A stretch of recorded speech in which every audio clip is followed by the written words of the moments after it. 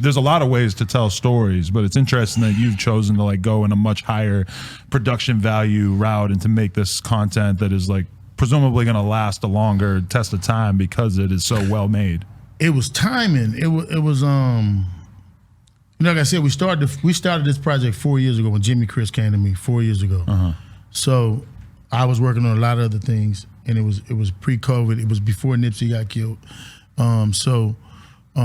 The timing, it kind of hit at the right time. Right. We started it 2 years, and then it just sat dormant. In between that time, I'm still working on movies. I'm still writing stuff I'm trying to get produced. I'm still trying to get these short films out. I wanted to get done, and I'm still. At the time Nipsey called me, I started working with OSBS, and I was traveling with them. So I signed OSBS. I signed Criticality. So I'm in music when Nipsey calls me to come back, and so right before Nipsey get killed, they called us about the project, Lightbox. Right. And they're like, we want to do this, we want to do that. And I was really reluctant to at that point I did it, then I was thinking like, no, I'm back in music. Let me move like this. Then about a week later, Nip gets killed. So that kind of changed my attitude. And then about 3 weeks after that, they start this onslaught of Big U has something to do with it. So then I'm like, wait a minute.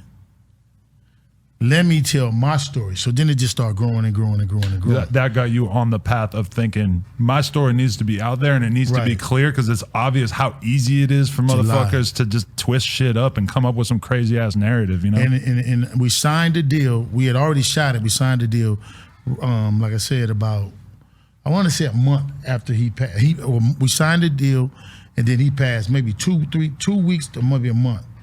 And I felt like, damn. I signed it, you know what I mean? So we went on forward, and I seen the first edit. We did some first edits. We went back and shot some stuff.